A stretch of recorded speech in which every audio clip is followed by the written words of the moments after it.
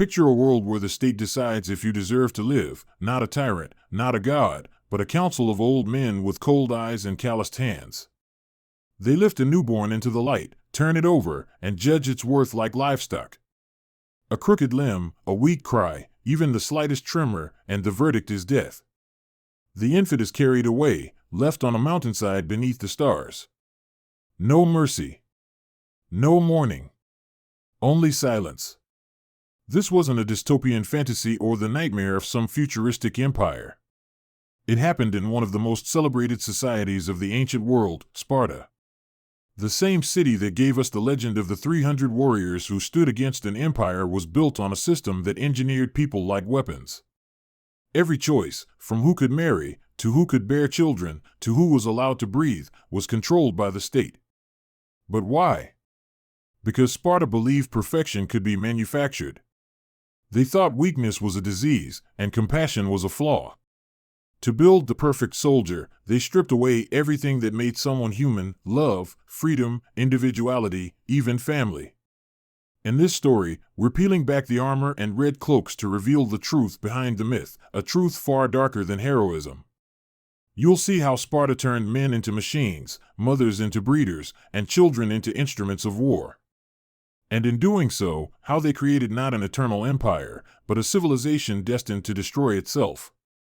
Welcome to Sparta, the world's first experiment in human engineering, and history's most chilling warning. If you were born in ancient Sparta, your life wasn't your own, not even before you took your first breath. In a society obsessed with strength, your very existence began as a calculation. Who your parents were, whether they were permitted to conceive, and even the circumstances of your birth were dictated by the state. The word family didn't mean what it means today. It wasn't about love or choice or lineage. It was about function, how useful you could be to the machine called Sparta. Sparta didn't just raise soldiers, it engineered them. And that process started long before the clang of swords or the discipline of the barracks. It began in the bedroom, under the watchful eye of the government. Imagine being a young Spartan man, maybe 20 years old, tall, lean, trained for war but still technically a subject of the state. You've never chosen anything for yourself. Not your friends. Not your career. Not even your home. You live in the communal barracks, surrounded by brothers in arms who have endured the same relentless conditioning. One day, a message arrives from the magistrates. It's short and cold: you have been selected to marry. There's no proposal, no anticipation, no celebration. You won't even know who your bride is until the ceremony itself. The decision was made in a quiet room by a group of older men known as the Gerousia, the Council of Elders, who've been monitoring you since childhood. They've tracked your bloodline like a breeder tracks the pedigree of horses. Was your father a war hero? Did your grandfather die honorably in battle? How strong were your brothers? What about your mother? Was she healthy, fertile, disciplined? The council doesn't care if you're kind or intelligent or funny. They're not matching hearts, they're optimizing genetics. For them, wide hips mean easier childbirth, a straight spine signals endurance, a symmetrical face suggests good health. Love is a distraction. Personality is irrelevant.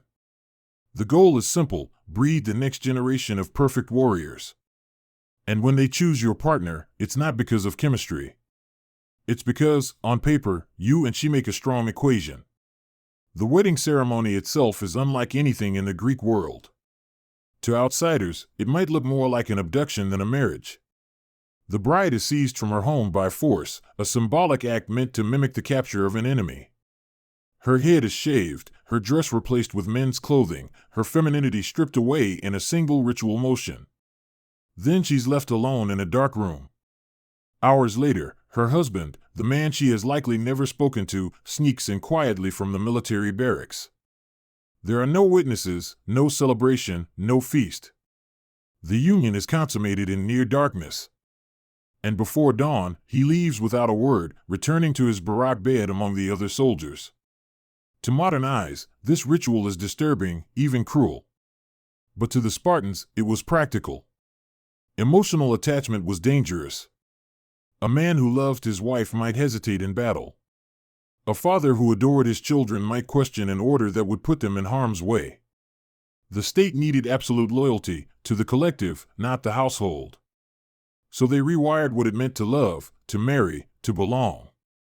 That's why Spartan husbands and wives rarely lived together, even after marriage. They met only in secret, often under cover of night, and only when the state permitted it. Some couples barely knew each other's faces. And in that distance, something vital was lost: affection, companionship, tenderness, replaced by duty and ritual. But what if the marriage didn't work?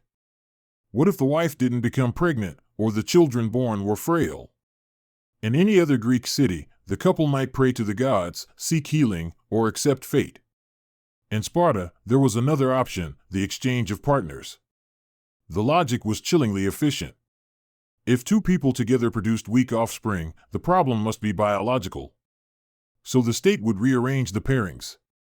A strong, proven warrior might be ordered to father a child with a woman married to someone else, with everyone's knowledge and the government's blessing. There was no shame, no secrecy. This was state-sanctioned reproduction, and it wasn't about pleasure or betrayal.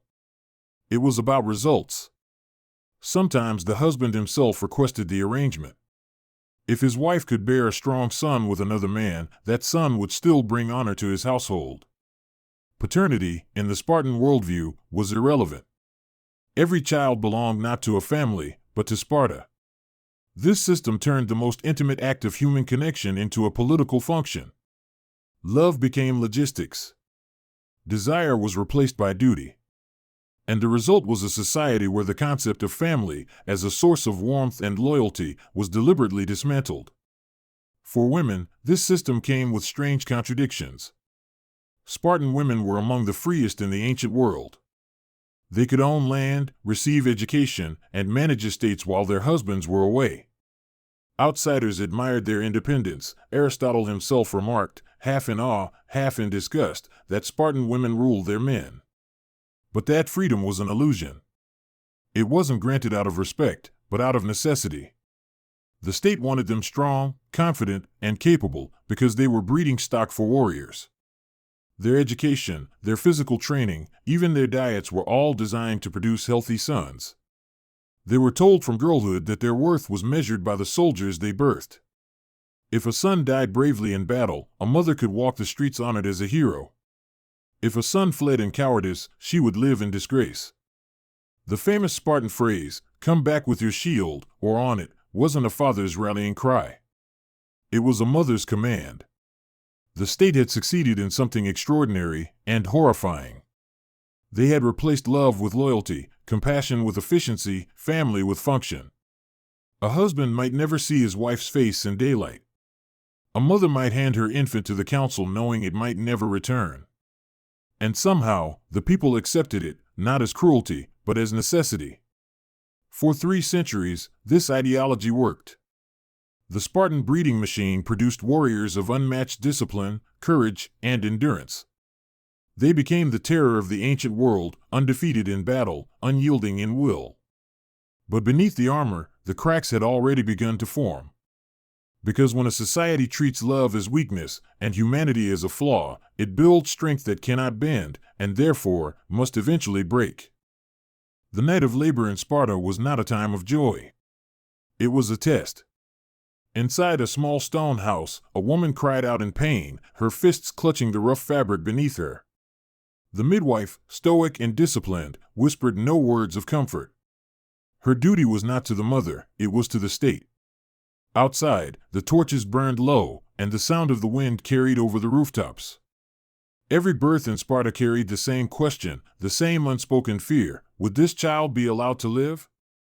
When the baby's first cry finally came, sharp and trembling, the mother's eyes filled with tears, not of happiness, but of uncertainty. Because in Sparta, a newborn wasn't automatically a son or daughter. It was an evaluation, a product to be tested. Within hours, sometimes minutes, after birth, the midwife wrapped the infant tightly and left the home. The mother, exhausted and bleeding, was not permitted to hold her child for long. The baby's next stop was not a cradle, but a council chamber. At the center of Sparta stood a plain stone building where the Gerousia, the council of elders, gathered. These men, veterans of decades of war, were the city's living embodiment of discipline and strength. Their faces bore scars not only from battle, but from years of making choices that most men would never recover from. They were not healers. They were judges. Under the flickering torchlight, the midwife presented the newborn. The elders leaned forward, their eyes scanning every inch of the fragile body. They weren't looking for beauty. They were searching for imperfection. Bent limbs, a weak cry, a trembling jaw, any sign that this life might not grow into a soldier capable of carrying the Spartan shield. There were no prayers. No pleas. No appeals. If a defect was found, a crooked leg, a feeble heartbeat, or even a look of frailty, one of the elders would simply nod. That nod was a death sentence. To the Spartans, this wasn't cruelty. It was logic. They believed mercy for the weak was betrayal of the strong. Sparta was surrounded by enemies, and every mouth that couldn't fight was a burden. They saw themselves as guardians of a perfect order, and perfection demanded sacrifice. The approved infants were sent back to their families, not as beloved children, but as state property, future soldiers assigned a plot of land, a destiny already written before their first step. The rejected ones were taken away in silence. The place they were brought to was called Apothetai, the deposits, a chasm near Mount Taygetus where the unwanted were left behind. No swords, no blood, just exposure to the cold, the rocks, the elements. They called it a return to nature, as if weakness was a flaw to be recycled back into the earth. It's impossible to know how many infants met their end there. Some historians believe the story was exaggerated by Sparta's rivals, while others point to archaeological evidence, bones of both children and adults, found near the cliffs. But even if the legend is only partly true, the ideology behind it was very real. To be Spartan was to live in service of the collective, and anything that didn't strengthen the collective had no place in it. For those who survived the council's scrutiny, life did not suddenly become gentle. The mother's bond with her child was deliberately limited. She was expected to remain detached, affectionate enough to nourish, but never protective enough to defy the state. Spartan mothers were trained from girlhood to silence their emotions. If their baby cried, they were told not to soothe it too quickly. Hardship built strength, and tenderness was a poison. Even within the walls of their homes, parents understood that their children didn't truly belong to them. They were caretakers, not guardians. The baby they rocked to sleep would, in a few short years, be taken away, handed over to the agoge to begin the long transformation from human to weapon. But that was still far ahead. For now, the test was only beginning. The inspection at birth was the first barrier, but not the last. Over the next 7 years, the state would continue to observe, record, and evaluate the child's behavior. Did he walk early? Did he cry often? Was his body symmetrical, his voice strong? Every detail was noted, compared, judged.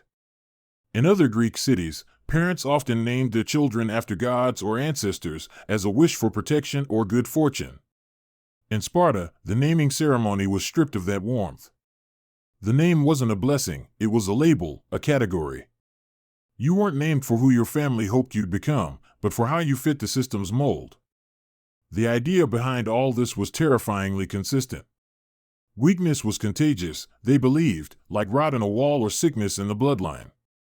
If the weak were allowed to live, they might grow into men who faltered in battle, or mothers who birthed fragile children. So the Spartans built their strength on a foundation of selective survival. In their logic, this ensured efficiency. But in practice, it meant something else, a slow erasure of compassion. When the elders carried a rejected infant to the cliff, they didn't see a baby. They saw a variable, an imperfection to be removed from the equation. And the people accepted it because the cost of empathy was too high. Yet, paradoxically, the same society that eliminated the weak also worshipped endurance. Spartan children were told stories of heroes who overcame pain, who never cried, who faced death smiling. And maybe, deep down, the elders believed this cruelty was a kind of mercy, to forge a nation so strong that it could never again be conquered, never again humiliated by defeat. What they failed to see was that in protecting the state, they were poisoning its soul.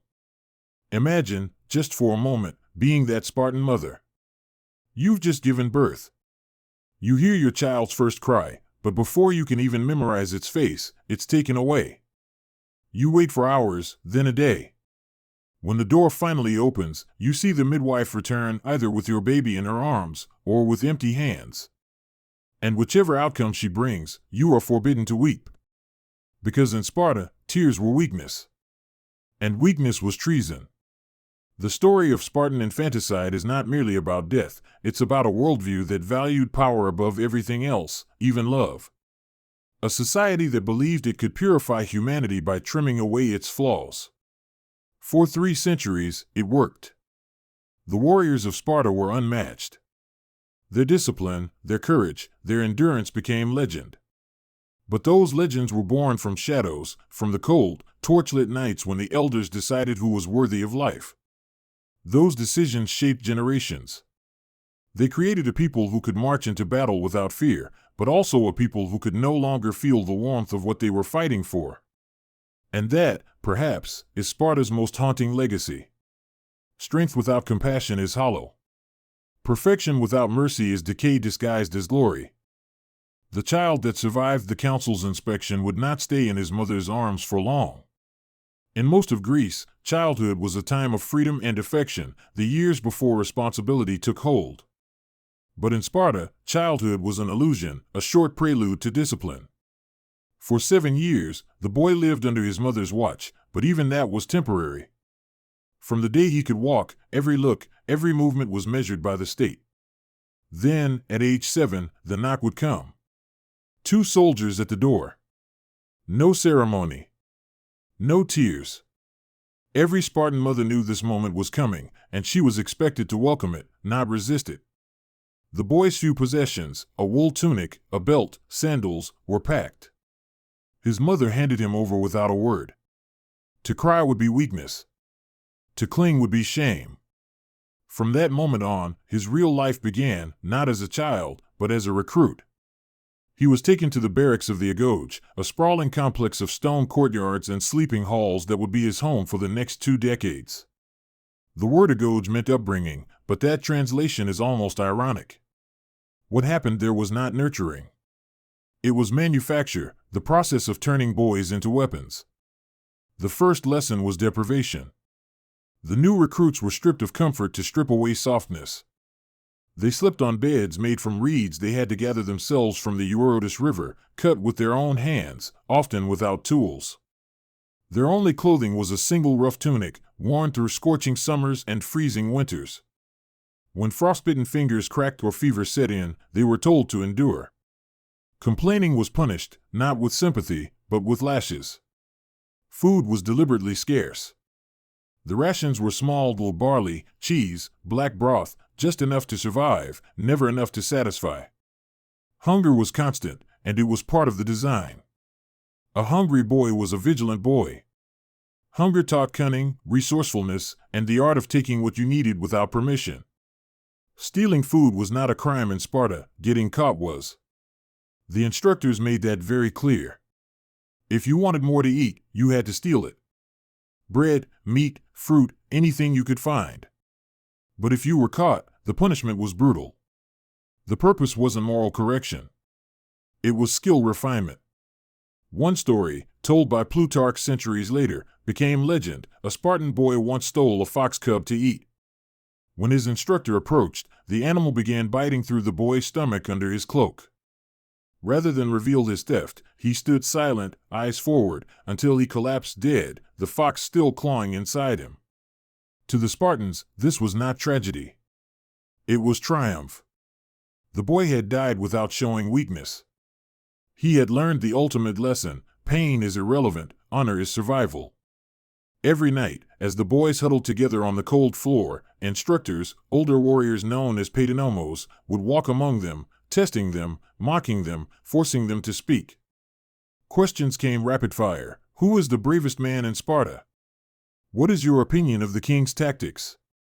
Is theft a virtue or a vice? There were no correct answers. Only composure mattered. If a boy hesitated or stammered, he was struck. If he answered too quickly, he was struck again. The goal wasn't to educate, it was to eliminate fear of authority, to teach them that words must be weapons, sharp and efficient. This is where the famous Spartan wit was born, laconic speech, meaning few words, but every one precise. Over time, speech itself became a battlefield. Each word carried risk. Silence became safety. The boys learned to guard their tongues as they guarded their shields. They learned that hesitation could hurt more than any whip. But language wasn't their only test. The agoge was a hierarchy, a pyramid built on domination. Older boys, called Irines, were given absolute authority over younger ones. They could issue any command, however arbitrary. They could punish for lateness, disobedience, or simply for amusement. The system was intentional, institutionalized cruelty masquerading as education. At mealtimes, the Irines would walk among the tables, firing questions to humiliate or confuse. What is courage? One might ask. What is loyalty? Another might order a boy to sing a song mocking himself or his family, while the others laughed. The instructors didn't intervene, humiliation was part of the curriculum. This constant pressure, the fear of punishment, the absence of privacy, the endless scrutiny, forged hyper-awareness. The boys learned to read the emotions of others, anticipate danger, mask their own feelings. They became experts in body language and control. The result was a kind of social intelligence without empathy, soldiers who could read others like books but never connect with them as humans. Every relationship in the agoge was transactional. Friendships were temporary alliances, trust was a liability. Even in sleep, the boys never fully relaxed. They could be tested at any hour, ordered to fight, to run, to endure. The agoge did not train soldiers. It trained survivors.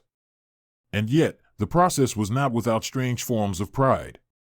To survive a beating without crying was to earn respect. To steal successfully was to earn admiration. The line between virtue and vice blurred until only outcome mattered. Win, and you're right. Lose, and you deserve pain. By the age of 12, the boys' identities were gone. Their hair was shaved close. Their voices trained into silence. Their bodies, hardened, scarred, calloused, no longer belonged to them. The instructors called them by number, not by name.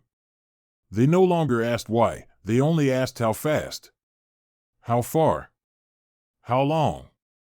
Every year, they attended public ceremonies that tested not skill, but endurance. At the festival of Artemis Orthia, they were whipped in front of crowds while trying to seize cheese placed on the goddess's altar. The goal was not to survive unscathed, it was to endure without flinching. Some boys fainted. Some bled. Some died smiling. The audience cheered. Parents watched proudly. The system had taught them to equate pain with virtue.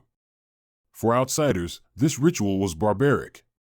For Sparta, it was sacred, proof that the boy was shedding his humanity to become something greater, a part of the collective. Those who failed the agoge were not executed, but they were erased in a different way. They lost their future. Without full citizenship, they were barred from owning land or taking part in the communal meals, exiled within their own city. The shame was unbearable. Many chose exile or death over dishonor. But for those who endured, the transformation was complete. By their late teens, they were no longer children of families. They were children of the state. Their loyalty wasn't to blood, but to Sparta itself. They had learned hunger without complaint, obedience without hesitation, courage without thought. When they marched into battle years later, these lessons would manifest in terrifying precision, soldiers who advanced even when the ground ran red, who stood shoulder to shoulder and never broke rank, who saw death not as defeat, but as fulfillment. Yet beneath that armor of discipline was an emptiness. The agoge had created perfect warriors and broken humans. Because when you teach a child that compassion is weakness, that trust is dangerous, that emotion is failure, you might win wars. But you lose everything else. Sparta had mastered the art of forging the unbreakable. What they didn't realize was that something unbreakable also cannot bend. And in time, that rigidity would become the fracture that shattered them. The agoge had already stripped away comfort, individuality, and innocence. But the Spartans believed one more thing had to be conquered before a boy could become a man: pain itself. To them, pain was the final frontier of control. And so they turned it into a public ceremony, a sacred test that blurred the line between religion and ritualized cruelty.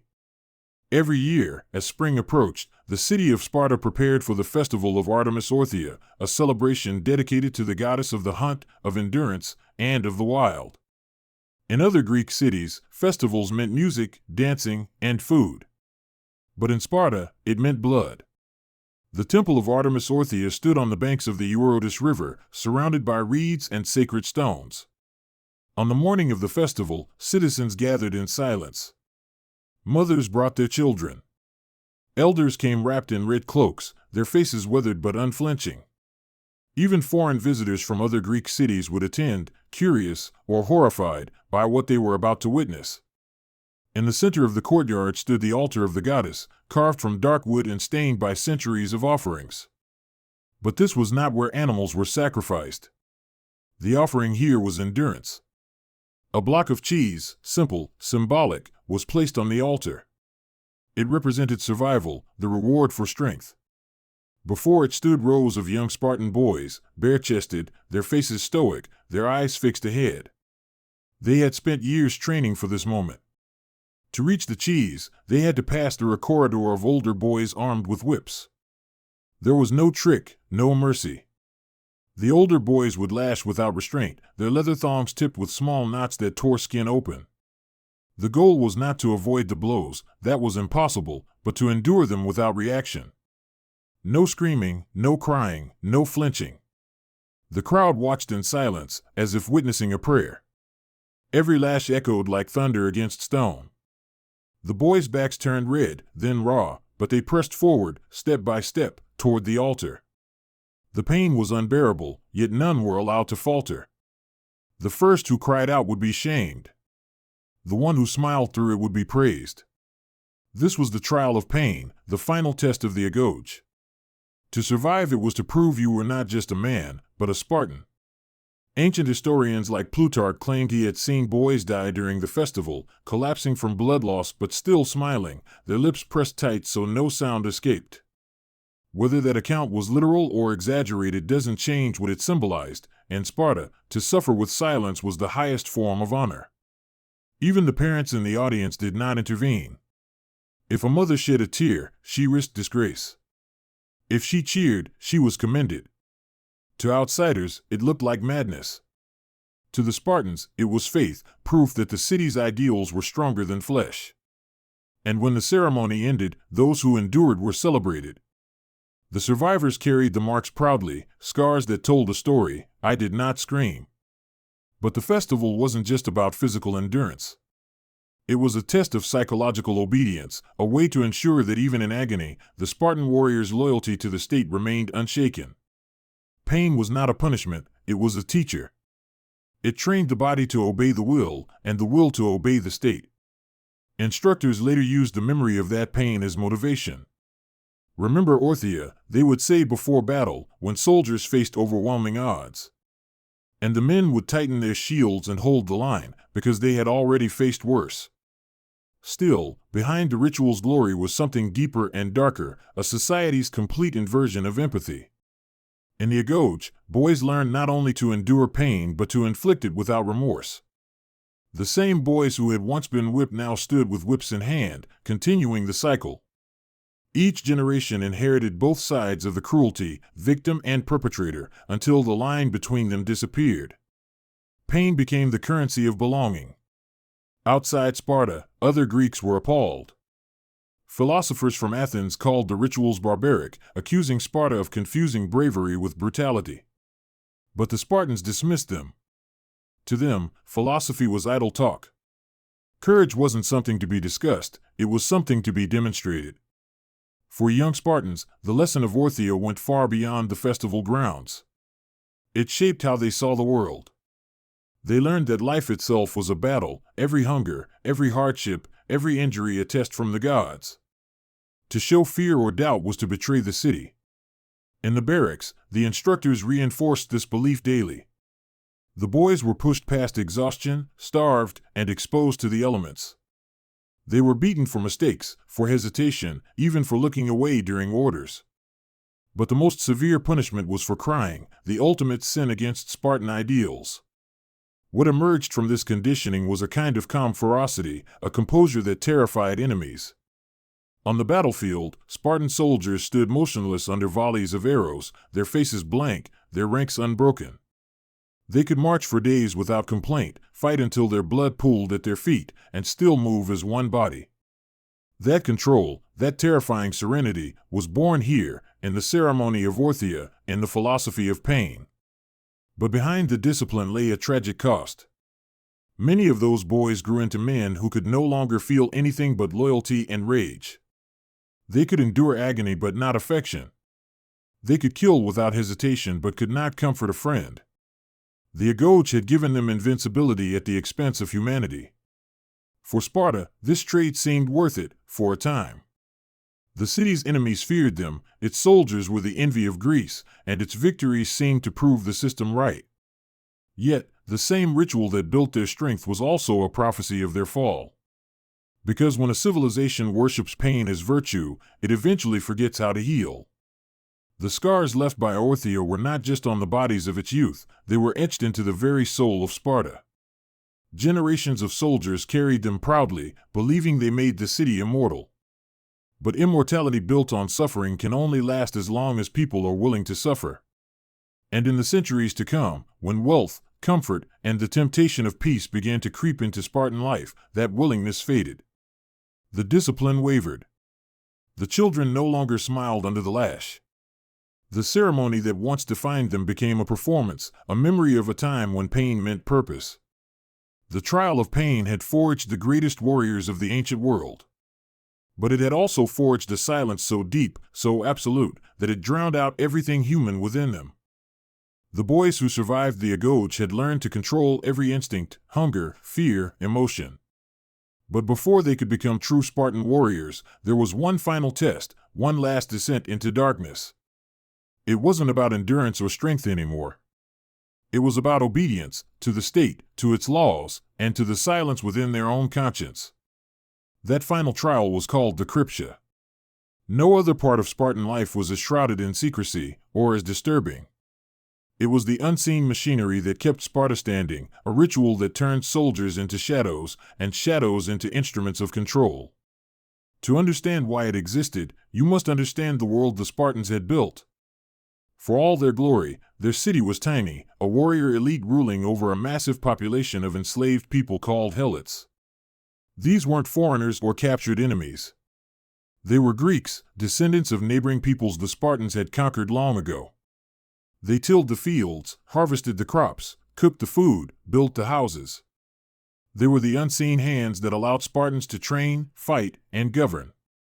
But the helots outnumbered them. 10-1, maybe more. And they never forgot their chains. That imbalance haunted Sparta like a phantom. The city's entire system, its military training, its strict discipline, its iron laws, was designed not just for war with other cities, but for war with its own people. Every Spartan knew, if the helots ever rose up, the city would burn in a single night. And so, the Cryptia was born. It was part initiation, part secret police, and part psychological warfare. The most promising graduates of the Agoge, the strongest, the most cunning, the ones who had learned not to flinch, were chosen for this mission. They were sent out into the countryside with only a dagger and a handful of rations. No armor. No shields. No orders to return until their task was done. Their mission was simple and horrifying. Hunt helots. Not at random, and not for revenge. They were told to find the ones who stood out, the tallest, the strongest, the most intelligent.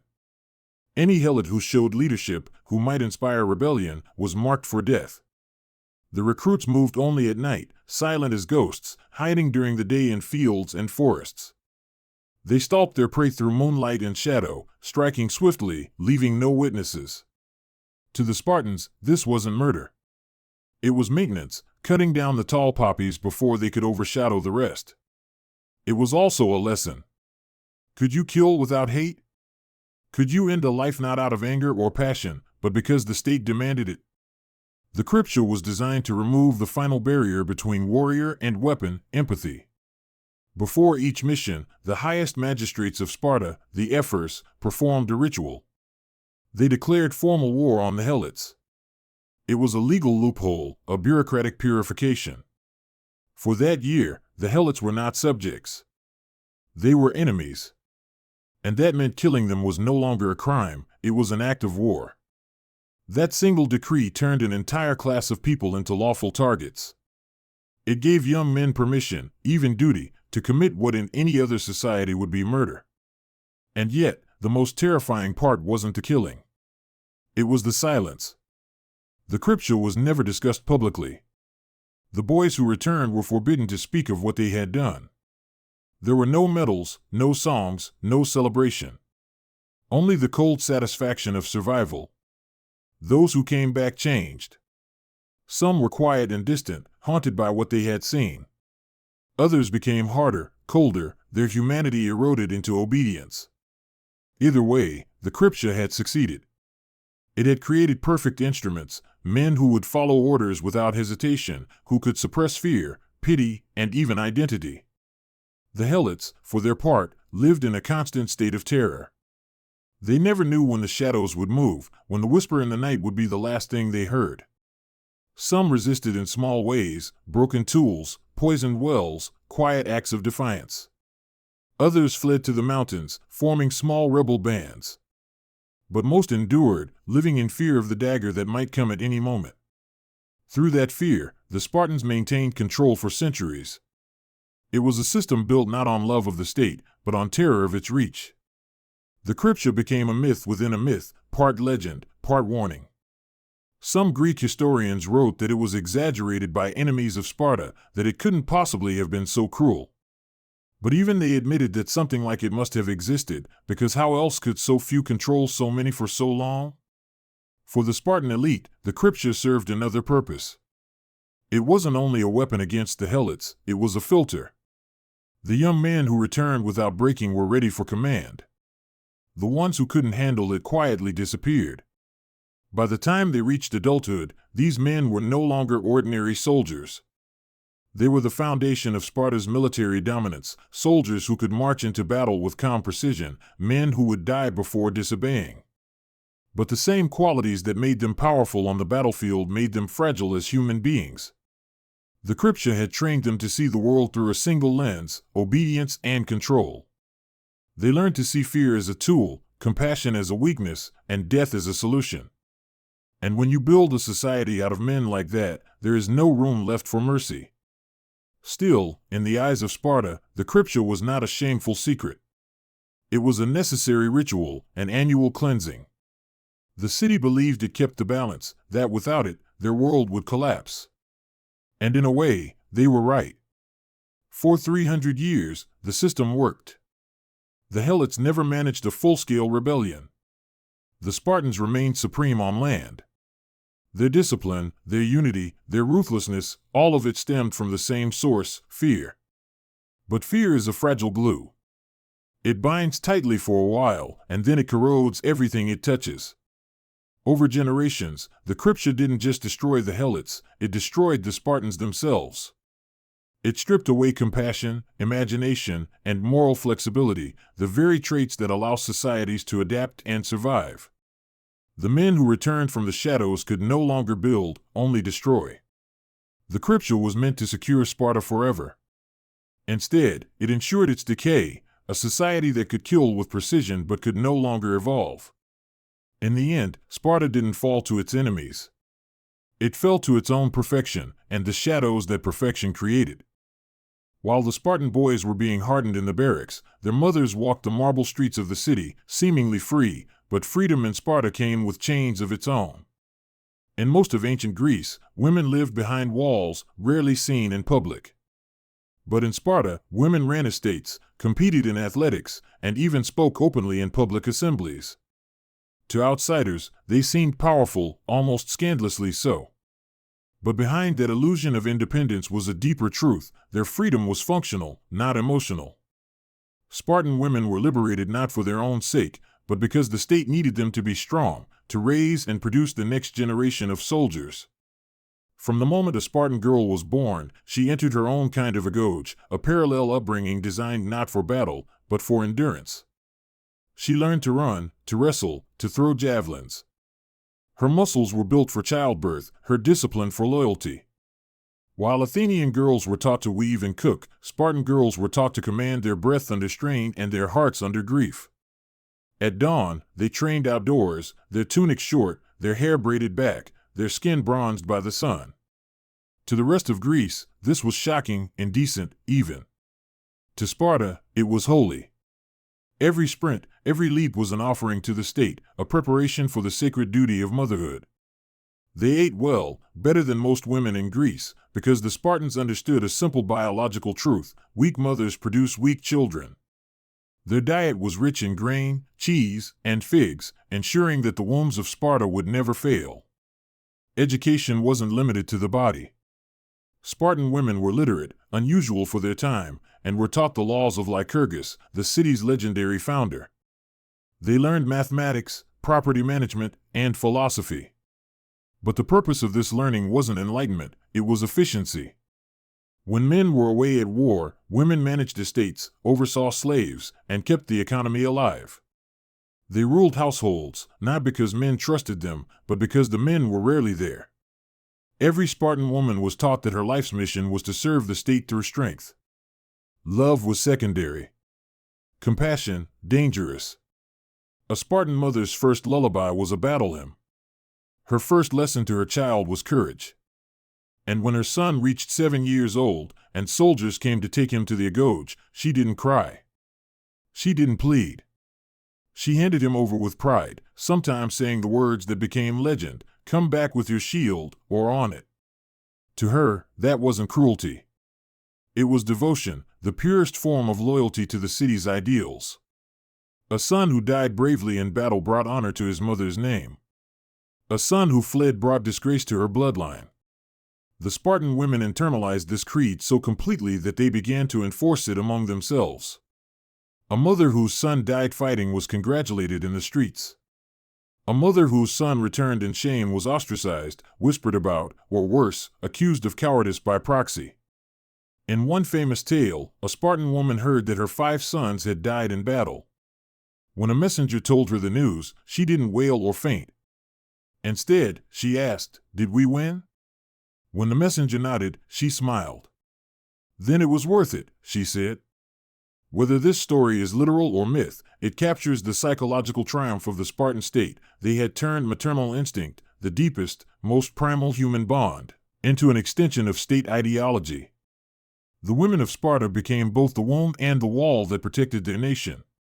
They didn't just raise warriors, they manufactured them in mind and body.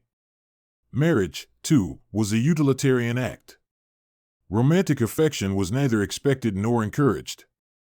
Husbands visited their wives in secret, often at night, and returned to the barracks before dawn. Many married couples lived apart for years, their only connection through brief encounters arranged by the state. It wasn't until a man turned 30 that he could live full-time with his wife, but by then, emotional intimacy was a foreign language. He had spent 2 decades learning to suppress feeling, while she had spent 2 decades glorifying sacrifice. Their union wasn't built on love, but on shared service. Still, within those strict lines, some women found power. With men gone at war, they controlled the land, the workers, and the money. In a way, they became Sparta's quiet aristocracy. They owned property, made economic decisions, and even influenced politics from behind the scenes. Aristotle famously complained that Spartan women ruled their men, an accusation born of envy and fear. Yet that rule was limited by purpose. They ruled the home, but not their destiny. Their bodies, their children, their choices, all belonged to Sparta. Their freedom was a tool of statecraft. Even their beauty was political. The Spartan ideal celebrated strong, athletic women, not delicate ones. Softness was seen as weakness. Sculptors carved their bodies with muscle, poets praised their confidence, and philosophers from other cities wondered how these women could be so bold. But the answer was simple: they had been raised to be fearless, not for themselves, but for the sons they would send to die. And yet, beneath that armor of pride, one can imagine the quiet moments of doubt. When night fell and the city slept, perhaps a Spartan mother stood alone on the terrace, gazing at the mountains where her child was training. Maybe she wondered if he was cold, if he was hurt, if he was alive. And then she would silence the thought. Because compassion was a luxury her city could not afford. For centuries, this system worked. Sparta produced warriors so disciplined and fearless that they became the terror of the Greek world. Their women were celebrated, even by their enemies, as the strongest mothers on earth. But the cost was enormous. When love becomes obedience and family becomes function, something vital is lost. The humanity that gives meaning to sacrifice fades away. The very thing that made Sparta unbreakable also made it unable to bend. By the time Sparta's population began to shrink, the women's strength could no longer save it. Their sons died faster than they could be replaced. Their fields grew empty. Their pride became their prison. Still, their legacy endured. Even after Sparta's fall, Greek and Roman writers marveled at its women, their fearlessness, their discipline, their paradoxical power. Some called them role models. Others called them monsters. But all agreed they were unlike any other women in history. They were mothers who loved their sons enough to let them die, wives who obeyed the state more than their hearts, citizens who embodied the glory and tragedy of Sparta. In them, the city achieved its perfection, strong, pure, efficient.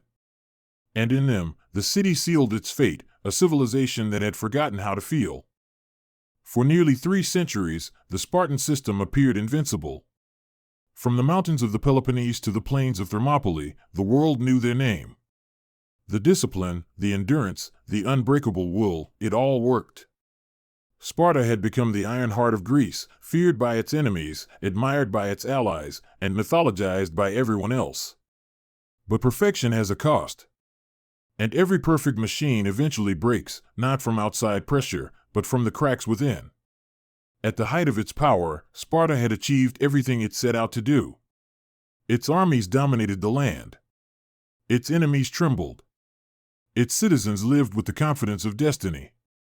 But in that very triumph lay the seeds of collapse. The first fracture came quietly, through numbers. Every Spartan warrior was the product of decades of selection, training, and sacrifice.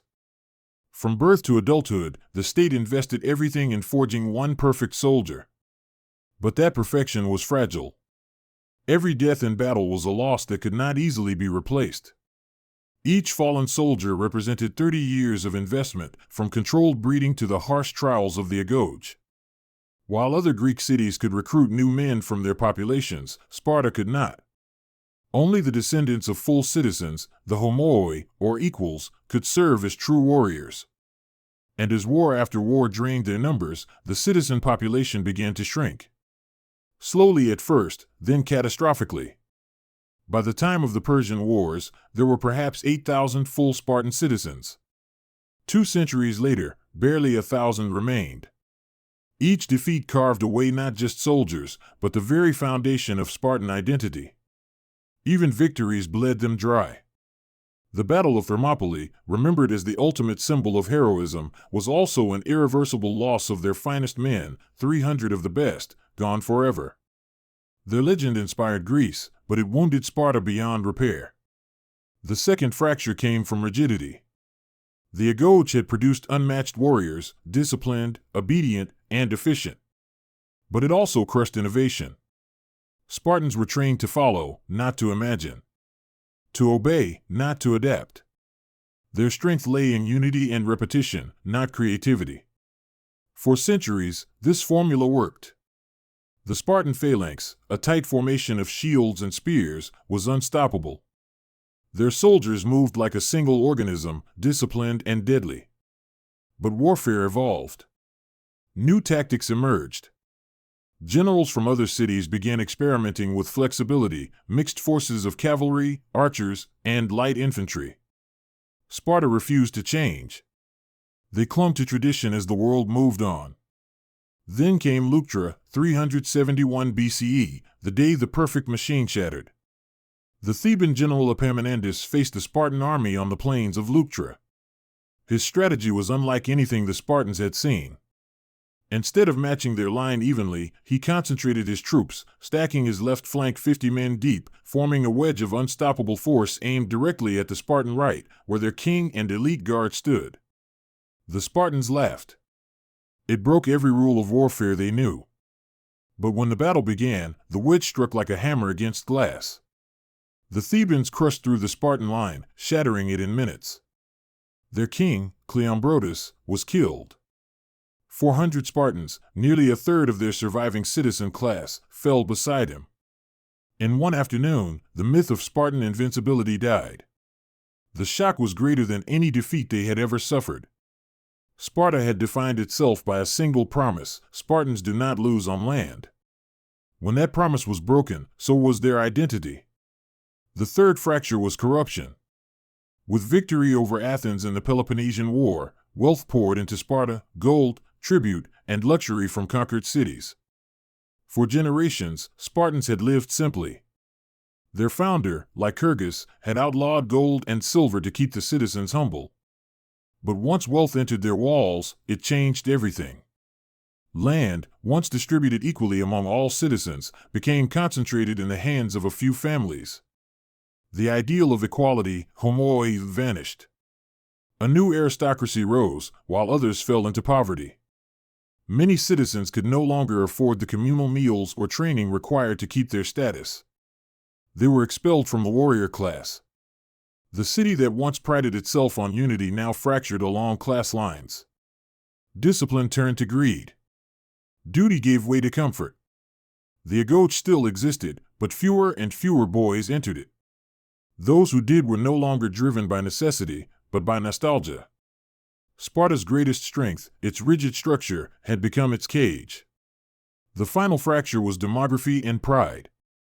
Every Spartan woman, once praised as a mother of iron, now faced a cruel truth: there were too few men left to marry. The state that once controlled reproduction now begged for it. Attempts were made to reform the laws, to allow more citizens, to adapt, but it was too late. The culture that had built Sparta could not evolve without ceasing to be Sparta. By the time Rome began to rise, Sparta was a shadow of itself, a small provincial city haunted by its own legend. Foreign visitors came not to fear it, but to watch it. They paid to see the rituals that once shaped warriors, the whippings at the altar of Artemis Orthia, now staged for spectacle. The ceremonies of endurance had become performances, reenacted for applause. What had once been sacred was now theater. And that, perhaps, was the final humiliation: a civilization that had built itself on strength and sacrifice reduced to a tourist attraction, its heroes reenacting their own suffering for coins. Sparta's system had achieved what no other could. It had created the most disciplined soldiers in history. But in doing so, it had stripped away everything that made people adaptable: compassion, creativity, individuality. The very traits that allow societies to change. When the world changed, Sparta couldn't follow. The machine that once conquered Greece had no gears left to turn. It had been built to fight wars, and when the wars ended, it no longer had a purpose. The greatest irony of Sparta's perfection was that it contained its own destruction. They had eliminated weakness, and with it, flexibility. They had purified strength, and with it, humanity. The lesson echoes through history: a society that sacrifices everything for perfection eventually destroys itself. Because perfection is not life. It is stasis. The Spartans had built a world where no one could afford to be human, where love was a liability, compassion a defect, and individuality a threat. It worked for a time. It forged legends. But legends, like blades, dull when they are held too tightly. And so, when the wind of history shifted, Sparta, once the unbreakable shield of Greece, cracked and fell to dust. The perfect soldiers had built a civilization that could never survive peace. When the dust of centuries settled over the ruins of Sparta, all that remained was silence and memory. The city that once commanded the fear of nations had faded into legend. Its temples cracked, its barracks empty, its sons long gone. But Sparta never truly died. It became something different, an idea, echoing across time. Even in its fall, the world could not look away. Philosophers, generals, poets, and politicians all asked the same question: how did the greatest military society in history destroy itself? The answer wasn't in its defeats, but in its design. Sparta had achieved something no other city-state had. It transformed discipline into identity. Every law, every ritual, every heartbeat was synchronized toward a single purpose: to create strength. And for a while, it worked. The Spartans conquered fear, pain, and desire. They built a civilization of soldiers, immune to weakness. But the same system that made them powerful also made them incapable of change. Their perfection was their prison. Centuries later, historians would call Sparta the machine of men. Its social order was so precise that it resembled a living organism, every citizen a cell, every law a heartbeat. But life, true life, depends on chaos as much as order. The Spartans eliminated that chaos, the innovation, compassion, and individuality that make civilizations evolve. When Greece changed, they stayed the same. When the world expanded, they stood still. And yet, even in failure, their shadow shaped history. In Rome, generals studied Spartan discipline. The legions borrowed their drills, their formations, even their silence. Julius Caesar once praised the laconic speech of Spartan warriors, that ability to say everything in one word. If. A single syllable that could stop an empire in its tracks. In Europe's Renaissance, artists rediscovered the legends of Thermopylae. Painters depicted Leonidas not as a tyrant, but as a symbol of ultimate courage. Philosophers admired the Spartan code, the purity of purpose, the rejection of luxury. In France, during the Revolution, Jacobin leaders invoked Sparta as the model of equality and civic virtue. In the 19th century, educators and nationalists across Europe returned to Spartan ideals: discipline, sacrifice, devotion to the state. But few understood the warning hidden inside the myth. Because Sparta's tragedy was never about weakness, it was about imbalance. A society built entirely on strength eventually forgets why it needed strength in the first place. The Athenians, whom Spartans once mocked for their love of art and philosophy, left behind plays, temples, and ideas that still shape the world today. Sparta left silence, a monument to order without imagination. Their legacy survives in paradox: admired for what they achieved, mourned for what they lost. Modern historians now see Sparta not as a utopia of courage, but as a cautionary tale about the dangers of perfectionism and control. A culture that valued obedience above all else eventually produced people who could no longer ask why. And yet, there's something undeniably magnetic about them: the purity of purpose, the sharpness of their focus. They were human beings who turned themselves into instruments of destiny. Maybe that's why we keep returning to their story. Because somewhere, deep down, every society struggles with the same question: how much freedom are we willing to trade for security? How much humanity are we willing to sacrifice for strength? Sparta pushed that question to its limit and paid the price. Their walls were made of men, their borders guarded by fear. For centuries, it worked. But when those men died, and that fear faded, there was nothing left to hold the city together. No merchants. No artists. No thinkers. No dreamers. Only memories of battles won and sons lost.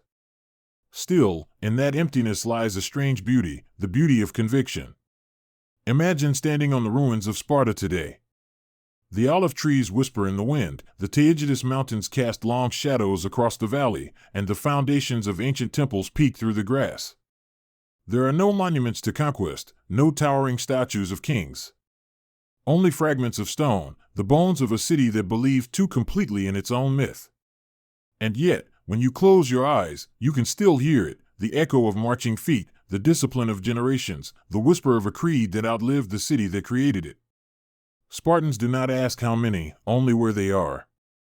The world has changed beyond recognition, but that spirit, the willingness to face the impossible without fear, still speaks to us.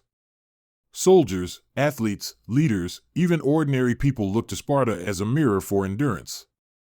But endurance alone is not enough. The true legacy of Sparta isn't the spear or the shield, it's the lesson carved into the ruins: strength without compassion is brittle, order without balance is death. Every empire that came after them, Rome, Britain, even the modern superpowers, carried a little of Sparta within them. The drive to organize, to dominate, to perfect. And each, in turn, faced the same truth: when a civilization forgets its humanity, its victories turn hollow. In the end, Sparta's greatest contribution to history might not be what it built, but what it destroyed, and what that destruction revealed. They taught the world that greatness achieved through fear cannot last. That loyalty enforced through suffering erodes from within. That discipline, without mercy, eventually becomes emptiness. The Spartans thought they were building eternity. What they really built was a mirror, one that still reflects every society that tries to trade compassion for control. And maybe that's why their ruins still feel alive. Because they are not just stones. They are warnings. Warnings that whisper through the centuries. Do not mistake strength for virtue. Do not let perfection erase the human heart. Sparta's glory ended long ago, but its story endures, not as a celebration, but as a compass. A reminder that the measure of a civilization is not how hard it can fight, but how deeply it can feel. And as the sun sets over the ruins of Laconia, the valley glows in gold, the same light that once shone on their armor now rests on empty stones.